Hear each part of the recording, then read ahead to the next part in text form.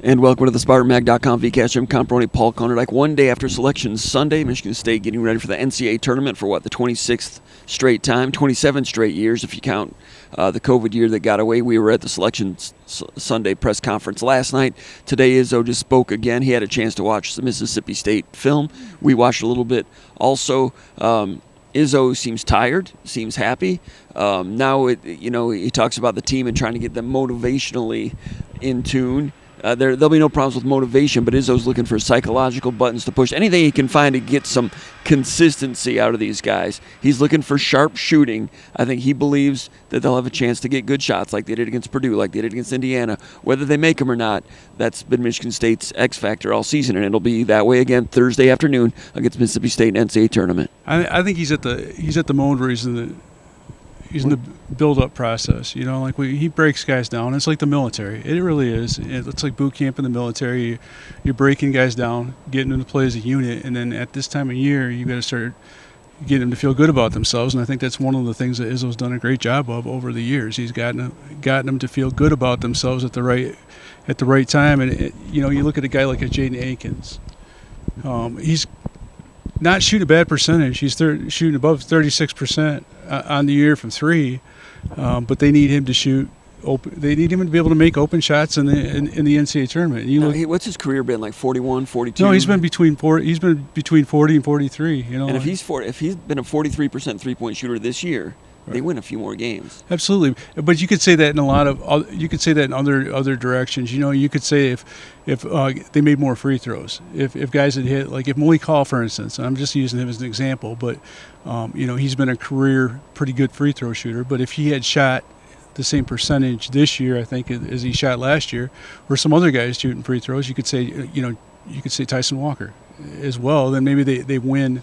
They beat Minnesota. They beat James Madison. But they win some games, and so I guess that's depending on whether you're optimist or a pessimist. You can look at it in two different ways. I think sometimes for some teams, when you have as many close losses as Michigan State has had this year, they can really compound and they can kind of break teams down, and I think sometimes teams can't come back from it.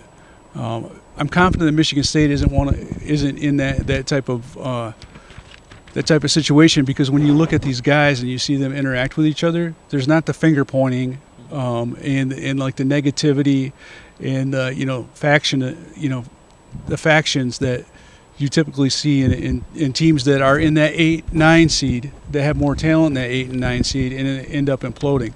Michigan State, to me, is one of those 8 or 9 seeds that still has the ability to cycle up and be a team that no one really wants to play and can make a run. And I think one of the reasons for that is when I look at teams that are in the 8-9 seed area that make a run or have the ability to make a run, and to me it usually is a couple of things. Do you have some quality guards? Michigan State has that. But then you look at the defensive component.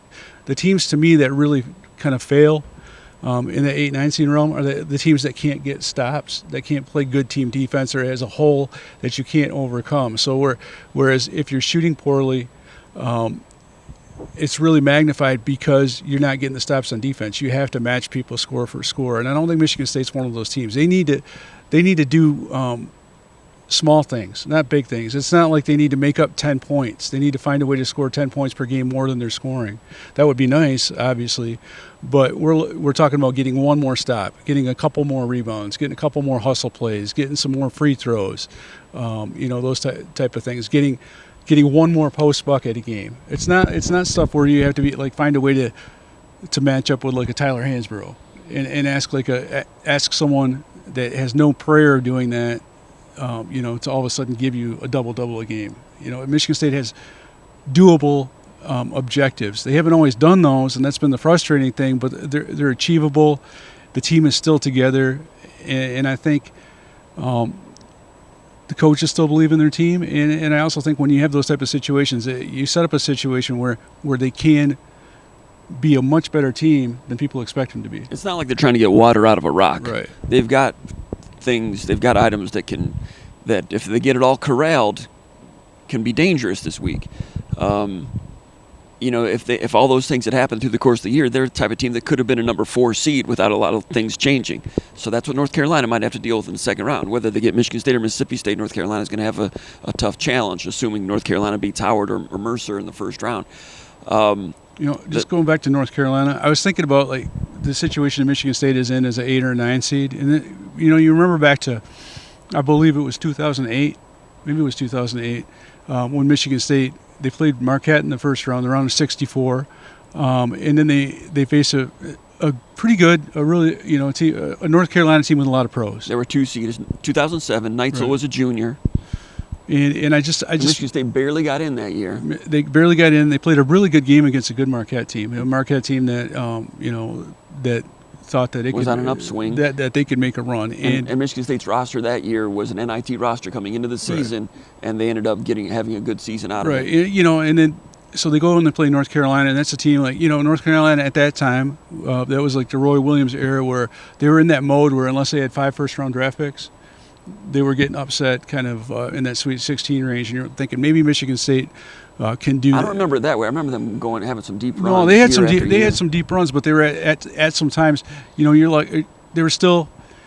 There's a frustration in that North Carolina fan base because they had some earlier exits with a lot of talent. And the reputation of Roy Williams before they won that 2009 national championship was like he needs a lot of first rounders to But get. in 07, that was just 2 years after they won the national title. Right. So and Ty Lawson was young, Right. and they had a lot of depth, and they were fast. But I felt like, going back to kind of what I was trying to get to, and I'm sorry if I'm on a tangent, but I just feel like Michigan State is in a better position right now with the roster it has, to challenge in North Carolina in its backyard than Michigan State was in that instance. And I think, you look at Mississippi State, I'm not saying they're comparable to Marquette because they're 2 different programs, but I think Marquette was a good team that Michigan State found a way to beat. Yeah. Now, Michigan State played hard when they got to the round of 34 game against North Carolina, but they weren't the same type of team Michigan State is this year as a 9 seed. I'm not saying that Michigan State's going to win this game. There's a very good chance that they're going to lose this game. I'm just saying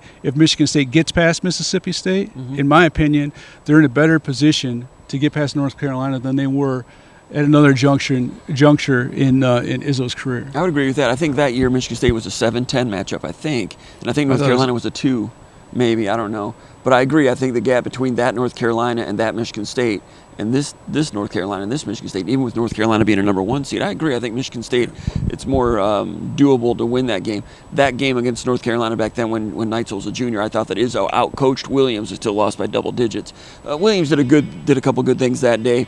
They really tried to wear down Neitzel. They put 2 or 3 different guys on Neitzel, made him run 94 feet back and forth defense, and dogged him defensively, thinking that was the guy to wear down. Still, Michigan State got good shots for Neitzel. He didn't have a really good shooting percentage that day. Michigan State gave them a tough game, and Izzo was very good that night, and they had a chance to make a monumental upset. It couldn't quite hold all together, with Michigan State having not much of a roster. This Michigan State roster is better. As far as, were you going to say something else? Yeah, the one thing I do worry about, and if you want to go back and compare the Neitzel comparison, Neitzel had a lot on his plate. He was asked to play a lot of defense that year as well as offense, and he was over.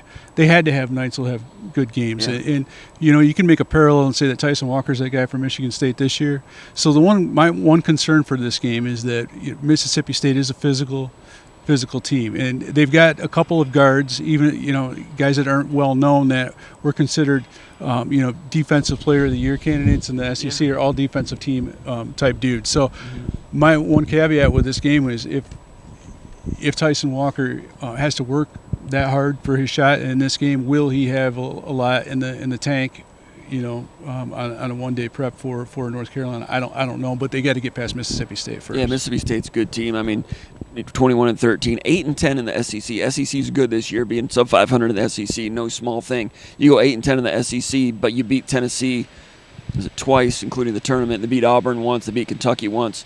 Lost to Georgia Tech. Lost to Southern. For a team with 13 losses, it's a good team. It's an old team. Right. Man, you got a 6th-year senior, a 5th-year senior, a 4th-year senior, a 5th-year senior, and a 5th-year senior. Those 4 guys in the starting lineup. I'm sorry, 5th-year senior coming off the bench, and Jimmy Bell. Hubbard is is a guard, true freshman, not a point guard. He's 5'10". He'll play some point, Yeah. but they have him off the ball a lot. Shoots a lot of threes, 17 points a game. Has attempted twice as many three-pointers as Tyson Walker has this year. He will let it fly. 5'10", muscular for a freshman, and can elevate like crazy to get that shot off. And he gets it off right now. The rest of the team doesn't hoist up a lot of threes, but he will let it fly. So it's going to be interesting to see who they put on him. Do you put Tyson Walker on him? Probably put Tyson Walker I mean, who else on are you going to put on him? You could put Jaden. You could. It's either Tyson Walker or Jaden Akins. And you could try. You could try Hogard, but I will say, and I'm not here to be critical of different players, but I think Hogard this year has taken a step backward defensively. Like when he plays, this is not a good matchup for him. Let me put it that way. If he plays a bigger guard that's a little bit slower, I think that would be ideal. But the way Hubbard can stop and pop and get a shot off quick, you got to have a guy. You got to have a guy with good instincts. You have to have a guy with fast reaction time. And Tyson Walker, I think, has both. Of Michigan State's on-ball defenders, I think he has the best instincts and quick reaction time. Mm-hmm. In terms of like contesting a guy like that will stop and pop. And you look at what he's done against some really good guards this year. Like Braden Smith from Purdue, he's a guy that gets it off quick. You look at Jameer Young from Maryland. Boo Buie. As good as Hubbard is, I was thinking about this on the drive in there. The point guards that Michigan State has played this year in the Big Ten, there's some tough covers, and there's some good ball players in there. There are, and I agree. I think Walker's the guy, and Walker's got the foot quickness to do the slaloms to stay with him. And at the other end, Hubbard, sometimes he's a freshman. He's not the biggest guy. He'll pressure you a little bit, but on defense, he's a freshman. Yeah. So can Walker get loose against him if that's who the coverage is on the other areas? Tolu Smith, 6th-year senior, 15 points a game, 8.4 rebounds, 6'11", good skill in the post, always going to his left hand, it seems like, but in free throws he shoots it right-handed, but he goes to his left hand a lot. He does some good things in the post. A guy that was first-team All-SEC last year, and like Blue Ribbon Basketball Report, third-team All-American. Third-team All-American last year, and this year he was like Blue Ribbon Basketball Report. They selected him to be preseason SEC Player of the Year. Did not happen. Off-season foot injuries. He's had injuries through his career. So he missed like the first 15, 16 games. Came around, started scoring well middle parts of the season. Stats look real good at 15.2 per game. I've only watched a couple recent games, like Tennessee in the SEC tournament when they blew Tennessee out. And Smith was kind of okay, and I watched him against South Carolina late in the year, and he was kind of okay, but I'm wondering, he doesn't look like he's moving like a guy like to those numbers and what he's been. So I'm wondering about his wheels a little bit. I got to keep watching to see what the real Tolu Smith looks like, because although they blew out Tennessee, which was very impressive, I'm not really sure. I've got to see the real thing. I've not really seen it yet, I don't think. The hardest thing right now this time of year, when you start looking at teams in the NCAA tournament, is finding like regular season games where guys are like at 100%. You look at when you're playing in a conference tournament, you're playing day after day after day. Yeah, and it's really hard to get a feel for, especially with big guys, because they all look slow plodding. For instance, North Carolina against NC State, I'm not even going to watch that game. Right. You play 3 games, 3 days. That's not indicative of what they're going to be a week from now. Right. So like if whoever Purdue is going to play in the NCAA tournament, if they're looking at Zach Edey against Wisconsin one day after playing Michigan State.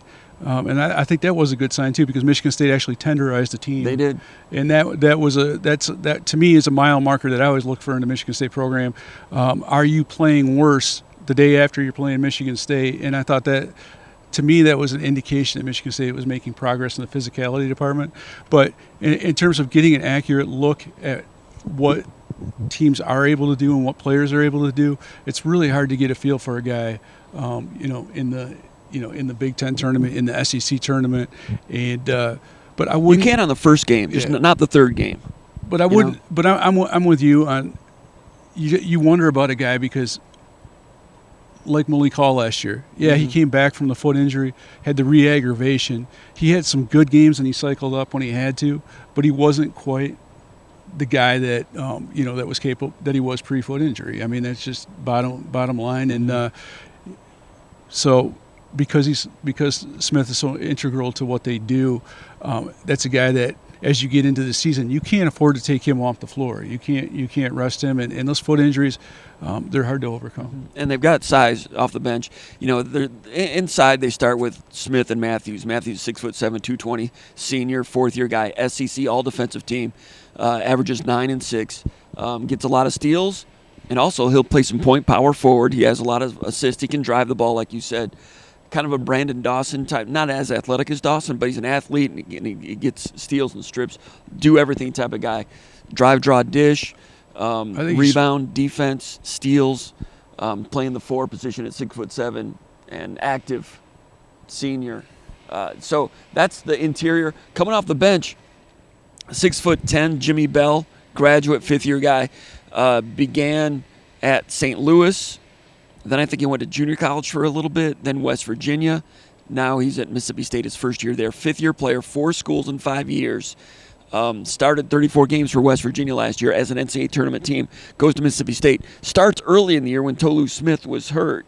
Now Jimmy Bell's like 15 minutes a game. When you have a 5-year guy who started 34 games for Mississippi State as a center at 6'11", and he's playing 15 minutes a game, that's a good 15 minutes. He's not a do-everything guy, but he's a Derek Nix type of guy, not as thick as Nix, but he kind of moves like him a little bit. Former offensive lineman at Saginaw Arthur Hill High School. Right. Went to Prep Academy in Arizona for 2 years as a junior and a senior, then St. Louis, then junior college, then West Virginia, now Mississippi State. Anyway, off the bench, that's a grown man coming off the bench. And, good rebounder, 5 points, 5 assists. A lot of experience for that type of load coming off the bench. So they've got some depth there. And they bring this other guy in, Murphy, at 6'10". He's like a redshirt sophomore, thin, athletic, skilled, kind of like a guy that's playing Xavier Booker's stunt double in a movie. But he can handle the ball. They let their big guys handle the ball, which gets a little bit out of control sometimes. But sometimes they do stuff that's a little bit like, wow, skill there. So you've got, Bell and this Murphy kid coming off the bench at 6'10" and 6'11". They've got size coming off the bench, and all those guys can rebound. Yeah, they play a lot of guys, so it's not like, with the exception of Tolu Smith with a foot deal, I think these guys are pretty fresh. You don't have anybody playing more than, Hubbard. What does he play? He plays like 28 minutes.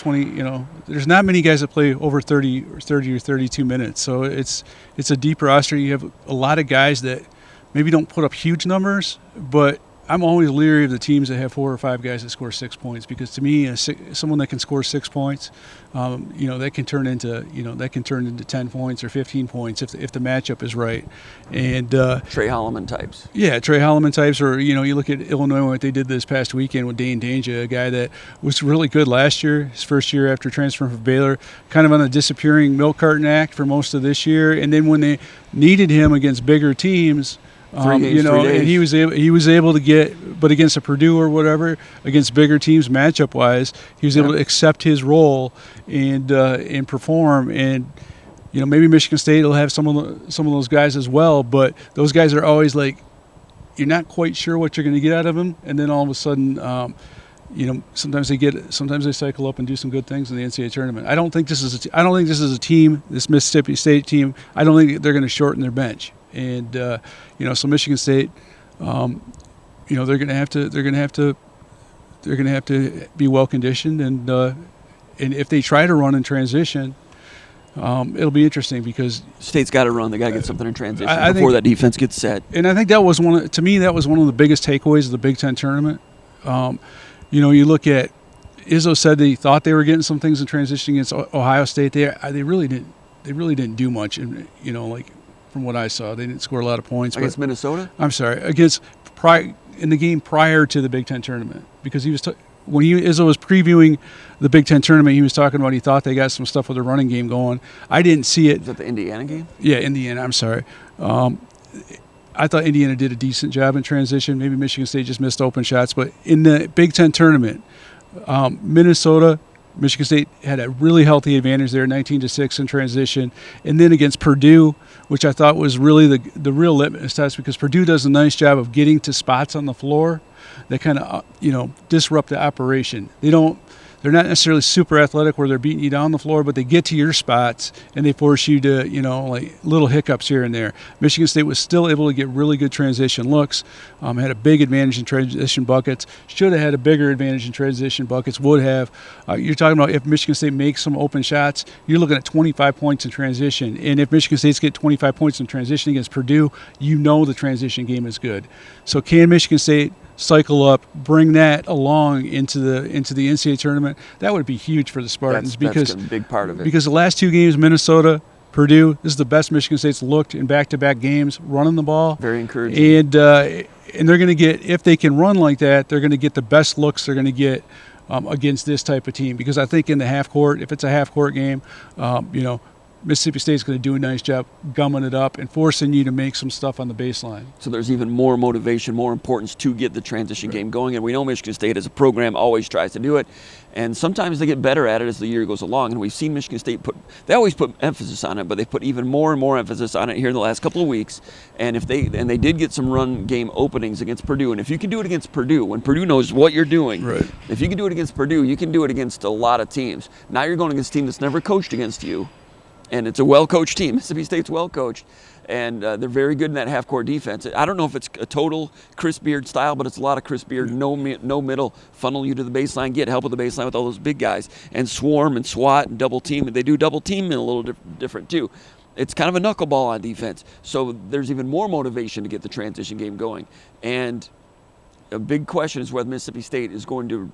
The coaches are going to know they need to stop it. Can they translate to the players that know you got to play this game differently, getting back? Now, I know Auburn runs, Alabama runs, so they've seen it before. But Michigan State's a little different. Everybody's a little different with the way they do transition. Big importance in this game for Michigan State to fashion some transition opportunities. I think, people are like, oh, they play in the SEC. It's an athletic conference. I get that. But we've seen other Michigan State SEC matchups where like LSU a few years ago, where they had some very athletic guards. Michigan State was able to get out and run. I'll go back to Michigan State against Baylor earlier this year. Baylor knew that Michigan State needed, take away the transition. It's one thing to say get back until you see it. And I think when I looked at what Michigan State was doing on the break, I thought A.J. Hoggard did a really, really good job going from 0 to 100 under control to the point where he was changing eye levels. People were looking at him. Is he going to drive to the basket? I thought Akins, despite foul trouble, the Minnesota game, right? And he right. had foul trouble, but he was really getting the. But even in the Purdue game, he was able to get up to speed despite what I would say the window dressing. Like guys in different spots. I mean, they cover transition a little bit different, and he was making really good crisp passes. I thought that speed with which he was playing took the eye level off of.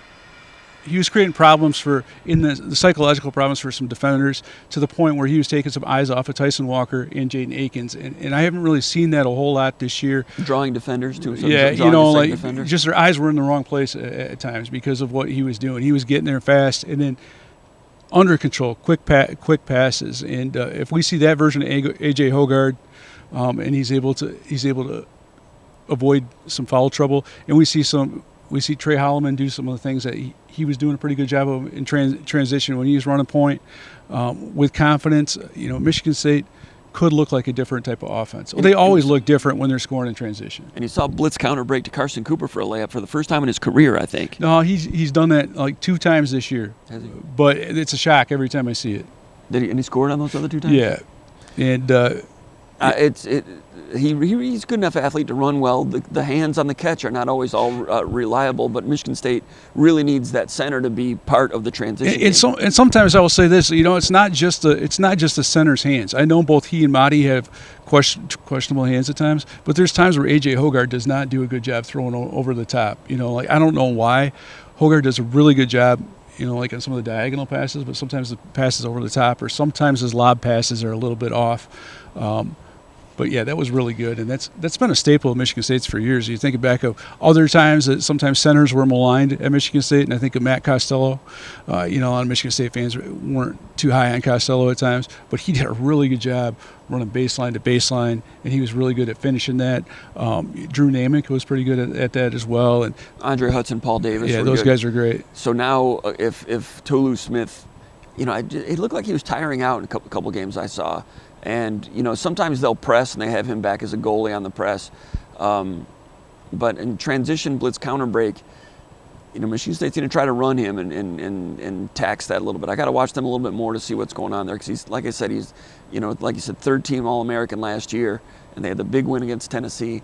I got to see where he was great before I talk any more about that. But State's going to try to tax that. Carson Cooper got 2 starts this past weekend. I thought it was good in the Minnesota game. I thought the rotation was good. Booker started against Indiana, hometown guy, but what that does to your rotations and how much Malik Hall had to play kind of just fouls things up. It's better to start Malik Hall with someone other than Booker, just so when Hall goes out, Booker's coming in now. It just the rotation is a little bit more natural when that happens. Cooper played well enough on defense. Sissoko plays 1 minute against Minnesota and then plays a lot of minutes. 10 minutes. 10 minutes second half. 10 really good minutes. Of the second half against Purdue, and 5 fouls. And he was the guy out there really bashing hard and rebounding, 7 rebounds, firing Izzo up. And Izzo left him in there with 4 fouls. Like, we're gonna get every minute we can get out of you. I don't want to lose this. I don't want to have this game end and Sissoko still have a foul left. Right. So he made sure to get everything they could out of Sissoko. And he fouls out, doesn't kill your team. But Izzo was fired up about Sissoko's effort. 4 offensive rebounds. And that one possession when he's just going after it, like Izzo said, like a madman, I think was his quote. But Sissoko responding from losing his starting job and having his minutes reduced to 1 minute against Minnesota, you see how he responded. He didn't pout. He came out wanting to play harder and harder, and Izzo was liking that. Yeah, and he's going to be. He's going to be important in this game because they don't have like the pick and pop threat with the bigs.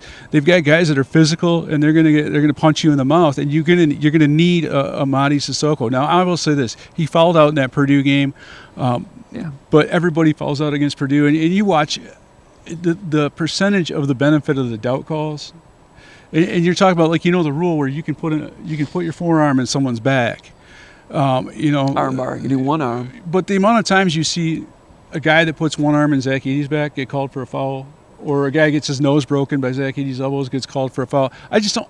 What it is, Edey's clearing he's calling for the ball with the right arm and clearing it with his left. He's got that moving. But I don't. So you're jostling with the left arm, and they call you for a foul. But what I don't understand in the Big Ten. What I don't understand is the traveling that there's times where he travels and it's always a foul on the other team. I don't understand. Did 3 seconds? Is 3 seconds still a rule? I don't know, man. But did Matt Painter sell his soul to the devil to get, because not to the NCAA Tournament devil. I don't know, but did he sell his soul to the devil? Maybe that's what's part of the maybe that's part of the bargain that his guys are going to get. And it hasn't just been Zach Edey; it's been other guys. For years. But I think that's the one thing that Matt Painter complains about. My big guys are getting killed. He does take a beating, but there just aren't many 7'4", 300-pound guys in the sport. But I'm saying it's like there's not a rule interpretation for a guy like that. My tangent in this VCast would be it's a disservice to Purdue. That he gets every call like that, because when they get outside of the conference and they don't have the same officials, they give him the benefit of the doubt. There's going to be a game in the NCAA tournament where he has 2 fouls in the first half, and Purdue's not going to know what to do. As far as Michigan State playing well against Purdue, that was a good sign. The way they closed out the Minnesota game was a good sign. They played some good minutes at the Indiana game, too. Lost that game against a talented team that was playing at home. But Michigan State has shown sparks in the transition. Rebounding's gotten better. Still keeping turnovers under control to where it's conceivable that they can win this first game. They're favored in Vegas and all that. It wouldn't shock anybody, but Mississippi State's good. It's conceivable they could give North Carolina a problem. But they've got to make, once they get there in the NCAA tournament, second round or Sweet 16, you're playing a team that's already hot, so you better not have a cold day if it gets that far. Michigan State's capable of it. It's hard to trust them because they've not harnessed that for an extended period of time. That's what they'll be hunting in this game. Mississippi State, the type of physicality, it's a lot of swatting and scratching coming from help defenders, swarm defense. They really try to get the steals. They get a lot of steals and really knocked Tennessee off the game with the way they do that. Defensive rebounding, very mindful, very disciplined in terms of defensive box out. So you can tell that they emphasize that. The shot goes up, they find their guy, and they get into him hard. They play bumper cars with you, and some teams will shy away from that and get spooked by that a little bit. Michigan State's seen that with Purdue. They've been through some battles. It's not Michigan State's best rebounding team, but they've been rebounding well lately. Mississippi State for the year is like a +8 in rebounding margin. This is a good rebounding team. Michigan State for the year is not even a +1. Right. It's one of Izzo's worst rebounding teams statistically for the season, but in recent games, it's been better. They've cycled up. That's one of the things, and I think it's been emphasized in practice, but you look at, when Michigan State beat Illinois here, they out-rebounded Illinois, I believe. And they out-rebounded Illinois actually in the first time they played them. So they've had a chance to cycle up, and when it's really been emphasized and guys really buy in, they've been able to do it. What impressed me, against the Purdue game is they out-rebounded Purdue, and, Malik Hall had like 2 rebounds. So, I mean, that to me is a sign that, that's an all-hands-on-deck type of thing. I think Michigan State's guards have gotten better at rebounding. I think they've gotten the message that they have to be part of it. Jaden Akins, he hasn't shot as well as he'd wanted to, but he's had some games where, when he had that 7-rebound game, I think it was against Minnesota. He was great that day. He was, and it was the little things. I guess people don't realize how important it is for a guy to come in and get it, like a guard, when a guard comes in and gets a tip in or something like that. And Akins has the ability to change the calculus for his team when he rebounds like that. Tyson Walker has quietly kind of added his, I think he was challenged. I think, as much as Izzo talked about Braden Smith, how he leads Purdue in rebounding, and, or second behind Edey, gets 7 a game. Since Izzo started talking about Braden Smith, I've seen a different rebounding Tyson Walker. And now we've seen even A.J. Hogard, who should be a good rebounder, being 6'4", and being as thick as he is. I think he's done some decent things on the glass. But it's got to be a group rebounding effort for Michigan State. They've got to rebound to run. That's part of it. You got to take care of the basketball and avoid the turnovers for touchdowns type of deal. That's what I'm always concerned about when you see a team that turns you over as much as Mississippi State. Michigan State's taken really good steps this year, by and large, of kind of cutting down on their team turnovers. But they got to avoid the hero ball aspect. If you get too much on ball, too much one-on-one type of stuff, that's when I think things happen. This, like you said, is a different type of defense that you're used to facing. So Michigan State's seen a lot this year, but when you face that Texas Tech type of stuff, Izzo said he compared some of it to Nebraska and some of what they do. I'm not so sure about that. I can't remember Nebraska that much. They'll funnel you a little bit also. Right, but they're not as active, like creating steals and whatnot. Yeah, and Michigan State's done a good job of avoiding turnovers in this game. That'll be a key. And the way they double team, Michigan State will probably try to bait that double team. In recent games, Michigan State's done a good job of drawing the double team. Northwestern does it a lot. Minnesota would double team the post. Michigan State would get the double team, draw the double team away, and have outlets, Kohler to the foul line. Then Trey Holloman with a big 3-pointer against Minnesota was a big thing that we saw them in practice work on, and it worked out in the game to their advantage, and a big shot at that point. This team will double team you also, but like we were talking about earlier, they double team differently. Most teams double team, the big man will take away the low block first. Double team help comes from the middle on the high side. They establish the high side first. The double team comes from the low side, and they come in from your blind spot. Like if you got the ball, usually you can see the double team coming here. It's like something out of the Serengeti. They're coming, from the blind spot. It's predatorish, like a predator cat. Yeah. And the helper is this guy, Matthews, the Brandon Dawson guy. He comes in and gets steals on that double team. He has more steals than Tyson Walker. He's a power forward. And they swat and they go after it. So Michigan State will see that, and they'll try to bait into it and take advantage of it. But they're good with the rotations. You get a feel. A lot of teams have tried to, take advantage of the way they played, but their defense is no joke. And it turned what I don't understand, and I asked Izzo about this, and he didn't really get into it much, is how that translates to good 3-point defense. They're a good 3-point shooting team. They make it hard to get inside. Jimmy Dykes is a great color commentator for the SEC and in the SEC conference for ESPN, and former coach down there. And he says, Mississippi State is the hardest team in the SEC to penetrate defensively. So they're taking away, things inside, and he says they make you shoot 3-pointers.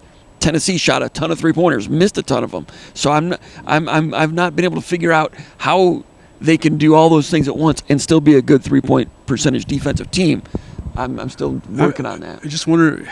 Stats don't lie, I guess. They do sometimes, but not in this case. Because I think Michigan State needs to make a run. They have to, not turn it over, which they've done all year, rebound like they've been rebounding, and shoot 40% from 3. Yeah. If they do that, You better be hot on your end of the court. The only way, in my mind, that Michigan State's going to shoot 40% from three against this team is if they're getting about half of their looks in transition. And that's what it's going to take. This is going to be a tough game, and it's going to be a defensive struggle, and people are going to probably be down on both teams. I think both teams are going to play pretty good defense, but I think Michigan State has learned how they haven't always finished out close games, but they've gotten more comfortable with being uncomfortable. And I want to go back to where we started. We were talking about like the psychology of where Michigan State's at.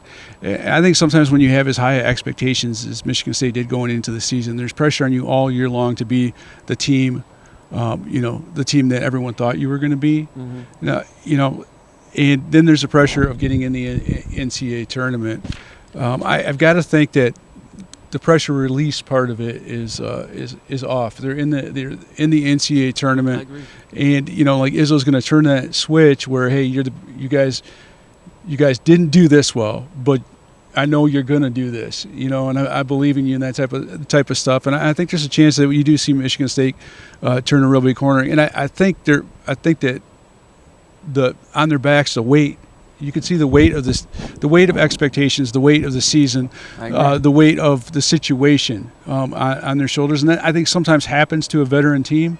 But I think there's also a chance that Michigan State will be able to use their veteranness now that they're out, now that they're past, put that stuff in the past, and they will be able to do some things, and maybe do some things better than we expected. And meanwhile, you've seen guys have some pretty good growth. I think Trey Holloman did really good things first half of the season, had kind of a down cycle, and now he's quietly doing things really well again. He's shooting a higher 3-point percentage. He's able to do some things like that I didn't know he could do at this stage of his development off the bounce, whether it's a pull-up jumper. He's taking some stuff to the rack. One of the things I really think that's awesome with him is he's starting to use that length as a defender, and he's starting to have the instincts as a defender and using that long wingspan to his benefit. And I agree with what you say about the pressure. If Michigan State had that great top 10 year, then you do get pressure. We saw it when Michigan State lost to Middle Tennessee State, when they lost to Syracuse, some highly ranked teams. There is pressure on you. This Michigan State team has had pressure on it since the early December when they got behind the 8 ball a little bit. Izzo said that a couple of weeks ago. We've been playing through pressure. So now that we have to win these games at the end of the year, we've been having to do that all year. So now they get in, there's a relaxation, but also a confidence and experience. Who's feeling more pressure right now? Michigan State, Purdue, or Illinois? Those teams have more pressure on them than Michigan State does. And Wisconsin. Now Wisconsin has to play James Madison. Good luck with that. After you just played 4 games in 4 days. Honestly, Illinois, as good as they are and as good as they played in the Big Ten tournament, they can go to sleep. And I told you, I texted you last night. I said the one thing that if I was Illinois that still concerns me about Illinois is they gave up 87 points to a team that played 4 games in 4 days. Yeah, they'll get sleepy. So if you're. And I don't know, they play Morehead State first. And I watched Morehead State a little bit last night just out of curiosity against Alabama. And I remember hearing about a team down there somewhere that presses a lot. That would be a tough matchup for Illinois. And I don't remember if it was Morehead State or not. Some of you already know about Morehead State. Morehead State didn't play well against Alabama. I'm looking at them like I don't think they match up. No, but Illinois has a Sunday, Thursday going out west. Right, and I have seen like Morehead State look good, and I'm like sometimes. And they're a scary team because I don't think you can use a Dane Danger in that game. Sunday, Thursday to Omaha, not far out west. Right. But now Auburn has a Sunday, Thursday. No, it's a Sunday, Friday, but they're going out west. Right. I'm not saying Illinois is going to get upset, but I'm just they've got pressure. Purdue has pressure. But I'm saying the one thing that Illinois has done a poor job of all year is giving up points. They score at a high level, and everyone looks at the talent they have. And yeah, I do think honestly, Illinois probably is the most talented team from top to bottom in the Big Ten, but their defense is not good. It's not what they've given up way too many points this year. And they've got pressure. Michigan State has a different kind of pressure. Now it's alleviated a little bit. Maybe they can be loose. I don't know. But they don't have to now they didn't go 28-7. Now they've got to defend that or something better than that. Now they're hungry. Right. For a team that was preseason top 10. They're back to being prove-it mode, hungry. And when you see some of the individual things, Sissoko getting in there against Purdue and going crazy for rebounding for the team. And himself a little bit, obviously, also, but going hard there. Jaden Akins twists his ankle against Minnesota and for the next 5 minutes becomes Charlie Bell. with defensive rebounds, the tip in and all that stuff. A guy that really wants it. The next day didn't play as well and feels bad about it for the team. Right. And, Cooper getting a bloody nose. That's awesome. I thought Cooper. That's awesome. Listen, I don't know what Cooper's stats were. His teammates see him bleeding, and then you see Trey Holloman taking on 7'4" Edie. That's awesome. I love that picture. That's what I'm talking about. Yeah, that's like. You want to play those guys? To me, I wouldn't put it in my dentist office, but like you see posters on the wall that Trey Holloman, Zach Edey. I love that. The team rallied around. I'm just saying people better be careful about this. Yeah, and because if that starts coming together, which it is. And they better hope they don't go 40% from three. And Malik Hall, like what he was saying last night, we played everybody in the last 2 years. There's not a single team that's gonna scare them. It's not. Malik Hall's a very important person to stay out of foul trouble in this game. Yeah, I think that he'll be guarding Matthews. I think that matchup, right? When I was thinking about it, and we've seen, I feel like I write about this every stinking week, but the matchup at the 4 often swings the game. You look at. No, last year it didn't, because if Hall got in foul trouble, he had Hauser. If Hauser got in foul trouble, he had Hall. No, but this year. But I'm talking about this year. I'm talking about like when when Michigan State plays Minnesota. Okay, who's got the game? Is it going to be Hall, or is it going to be Dawson Garcia? No, you look at Illinois. Is it going to be Hall, or is it going to be their guy? That 4 has the potential to take it in so many different directions. And this one. Yeah, their scoring is part of an element, but I think for Hall, he's got to be the rebound. He's got to bring it on the glass, because Matthews, he's a 60% scorer, doesn't shoot, but it's a lot of putback type stuff, and he's a steal guy. So, and they'll get the ball to him at the top of the key as a power forward, and he will attack if you get a switch and he's going on a guard, right. Or if it's a slow-footed power forward. But Malik Hall can play defense on a mismatch 4, which is what we've been talking about for 25 years. To move on to the tournament, one of the things you have to have a puzzle piece to guard Eduardo Nahara, who's going to take you off the dribble. So not every team has one, right. But if they've got one, and this team has one, this guy will drive and dish. But Hall can guard him.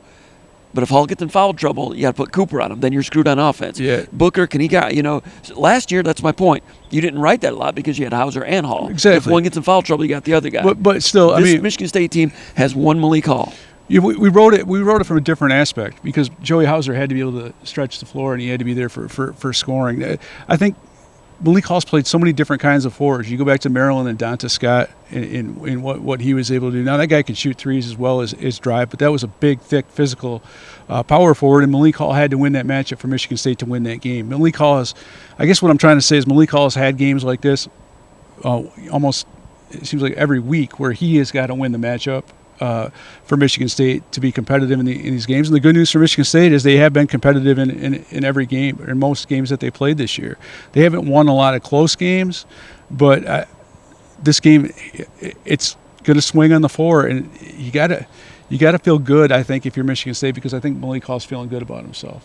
And I wouldn't feel good about it if Michigan State had made a run to the finals of the Big Ten tournament and Malik Hall played all those minutes back to back to back to back. But the timing of this thing, the fact that Michigan State got out of the Big Ten tournament, the fact that they avoided the play-in game, so they're able to be relatively fresh. The fact that they're not going out west, they're taking a 2-hour flight to Charlotte. All those things, work really well with a Malik Hall. All those things could have been a little bit different, but they didn't. And I think that Michigan State was fortunate. You can say, well, maybe they would have been better off being a 10, and I would say, probably not if they've got to be in the the first 4 game. And I think Izzo would definitely, and he said this last night, I think he feels it again, but it messes up the Michigan State operation, the championship operation, championship preparation that goes in the NCAA tournament. The first 4 messes that up. Sure. And the fact that Michigan State's able to do their thing, get ready for this team the way they do, as thoroughly as they do. Mississippi State's going to be a different type of team than they face this year. But there's no doubt in my mind that they're going to be ready for that team because they have championship preparation. Yeah, and the 10, I've always believed that a 10 is better than an 8, not when the 10 is a play-in. And this year, for the first time, a 10 is a play-in in some of them, and you definitely don't want that. Right, exactly. And that could have happened. It didn't happen. It could have went further out west. It didn't happen. You get North Carolina as a 1 seed. Okay, that's tough. But that's better than getting UConn. Exactly. That could have been like, okay, this isn't going to last very long. You look at the 1 seeds, and the 2 that I wouldn't want to play if I'm Michigan State are Houston And even though Houston had a tough game against Iowa State, but still, I don't care. I mean, I'm just saying for what Houston does. Roberts is a little bit banged up, so they might. Yeah, I mean, but when you look at Houston's not as banged up as they were last year. You know, you look at when they won the tournament. But the two teams that I wouldn't want to play, that I think Michigan State matches up poorly with, I would say Houston and UConn. You know, there's other teams that can beat Michigan State, maybe beat them by a lot on the right day, but there's no one that scares the love of God out of me if I'm Michigan State more than Houston or UConn. You know, North Carolina, if I'm going to have to play a 1 seed, that's the one I want to play, sure. even if it's in their backyard. And they're good. And they are good. They're good. But if you're North Carolina, I'm not sure you really want a Michigan State to be a 9 seed in your bracket. I'd take all the other 9s in the tournament other than Michigan State. No. You got to deal with Izzo. By the way, you know, Doug Wojcik, assistant coach for Michigan State, his son Paxton Wojcik, who remember played for Brown, played at Michigan State a couple of years ago. He plays for North Carolina. He's had 3 starts, comes off the bench. So Wojcik, you know, has watched every North Carolina game this year, and he's going to have that scout. That's an advantage. Right. Now, every team has a week to get ready for a potential second-round opponent. Michigan State has to go there to get there. There's no guarantee it'll happen, but just that little bit of knowledge helps, but that'll be a story if we get to it. On Friday, if Michigan State is still alive. One other thing, DJ Jeffries, their wing, 6'7", 215, grad student. He was a guy that I think he was a McDonald's All-American. He was a national top 25 guy. Went to Memphis, one of those first Anthony Hardaway recruiting classes. Played a couple years there. Started as a freshman, 10 points game type of guy. Transfers to Mississippi State the last couple of years. 6'7", 215.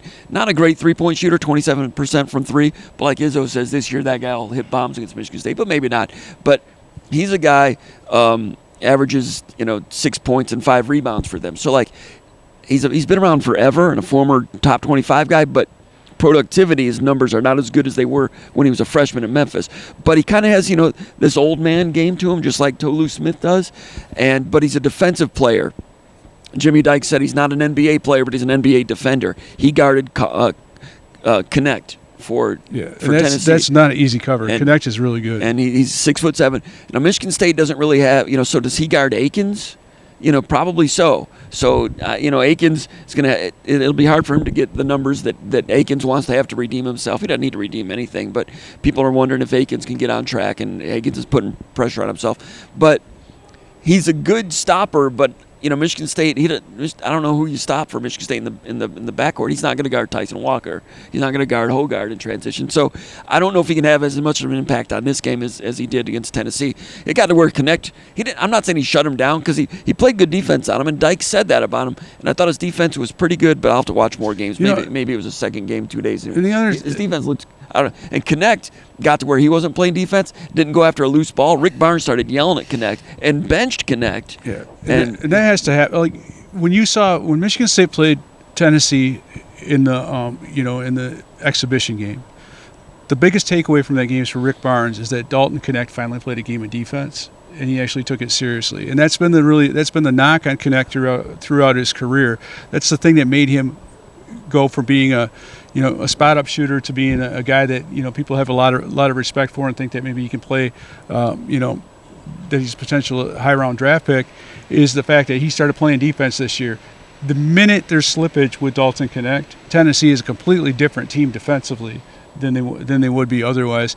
And this is the danger zone for Tennessee. Like a team that peaked early. This is the danger zone, I was going to say, for Tennessee. They had some injuries last year. We all know that going into the tournament. But I felt like they were playing their worst basketball in some respects entering the tournament. And I know it's a small sample size and it's just one game in their conference tournament. You can't read too much into it. But if Tennessee makes an early exit, or like a Connect doesn't play good defense and they have a letdown in the tournament like they had last year, Rick Barnes is probably going to have to reevaluate how they do things.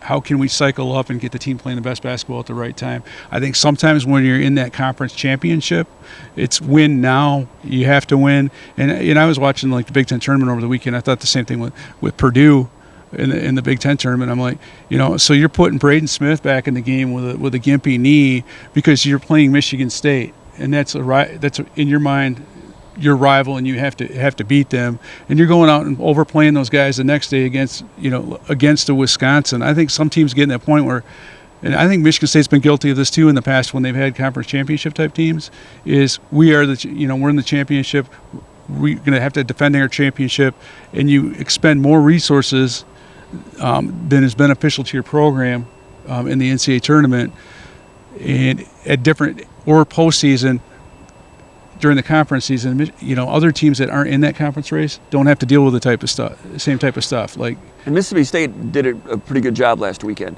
They won 2, lost 1, went home. right. And they lost to Auburn. Okay, no shame there at all. Beat Tennessee, beat LSU. That's what you want. That's a team coming down the stretch, Mississippi State, that lost 4 straight late in the year. But you look at those losses. Yeah. A lot of teams have lost those games. They lost to Kentucky at home, 91-89. Okay, they lose at Auburn, they lose at Alabama. A lot of teams would lose those 2 games. They come back home, they lose in overtime to South Carolina. Right. That's their 4 straight losses. Really good teams. Those are 4 straight losses, but a lot of teams would have lost all 4 of those. Yeah. They go to the SEC tournament, beat LSU, beat Tennessee, lose to Auburn, go home. That's they're. Yeah, I mean that's like it's no problem there. I would feel better if I'm a Mississippi State fan about Mississippi State's finish with the teams that they played than you look at Michigan State and you look at they lost 4 of their last 5 games or something like that, or whatever it was. Ohio State, they were Indiana, they were close losses. Purdue. But in Iowa was playing its best basketball at that time. I think the pressure got to Michigan State a little bit. With some of those games, even in when we go back and talk about the pressure, even that Northwestern game, both of those teams were feeling immense pressure, to get in the NCAA tournament, and I think both of them bogged down a little bit as a result. But it'll be interesting to see what happens with Michigan State and Mississippi State. It'll be interesting to see if the transition game can get going, if Michigan State can be as physical against these guys as they were and the others. It'll be interesting to see if they can do to this SEC team what they've done to some other SEC teams that were maybe more athletic. I think of the LSU team, but this Mississippi State team is better coached than that LSU team in my opinion. And staying on that Hubbard kid, because that shot's going up, you can't give him any kind of room. But even if the shot goes up, he misses a good portion of them. He shoots 36% from 3, which is good and dangerous, and he shoots a ton of 3-pointers. But it's not like he's hitting 45% of them. He can shoot you.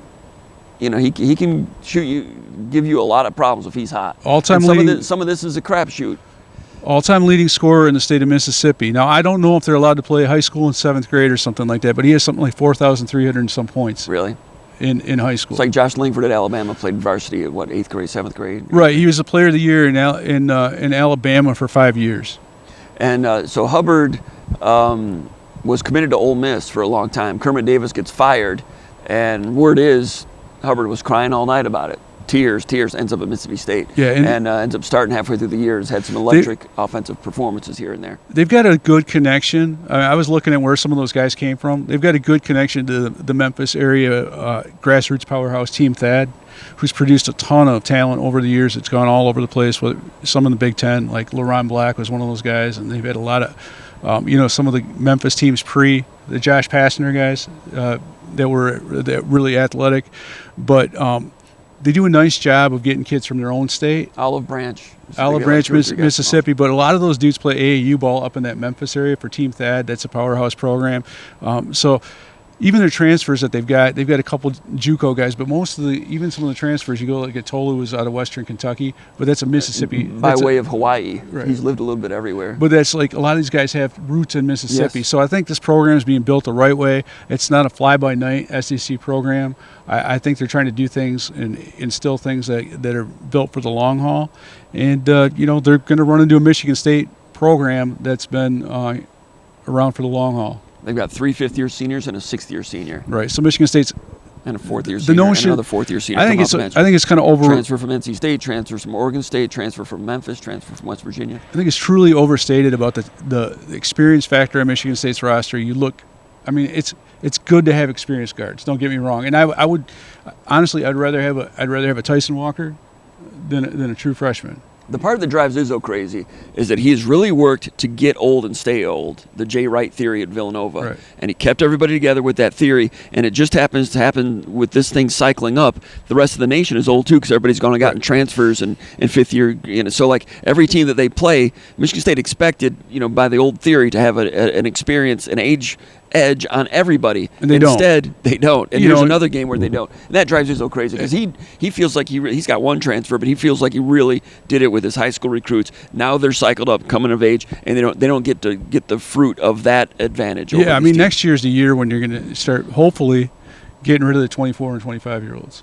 Yeah, because that COVID part of it is out. So Right. that drives Izzo crazy. But, hey, Malik Hall got another extra year because of COVID, right? So did Right. Walker. So Michigan State's benefited from Joey that, too. Hauser last year. Or Joey Hauser could have played this year. He could have. If the NCAA would have allowed it, Right. they would have had to petition for that. And they looked into it, but Joey wanted to go try the Yeah. pros. So Michigan State, big one against Mississippi State. It's going to be, in my opinion, it's kind of going to be like playing Minnesota or Indiana or Maryland or Northwestern, different types of teams, but it's going to come down to a couple shots here and there, a couple open shots here and there. You can't have a night where you go 7 out of 17 from the free throw line. We didn't mention that Mississippi State is very poor at the free throw line. Yeah, we did a little bit, but Mississippi State shoots under 60. I think they shoot 65% as a team. 2 of their top 3 scorers are under 60%. Tolu is 59, I believe, and then Cameron Matthews shoots 55.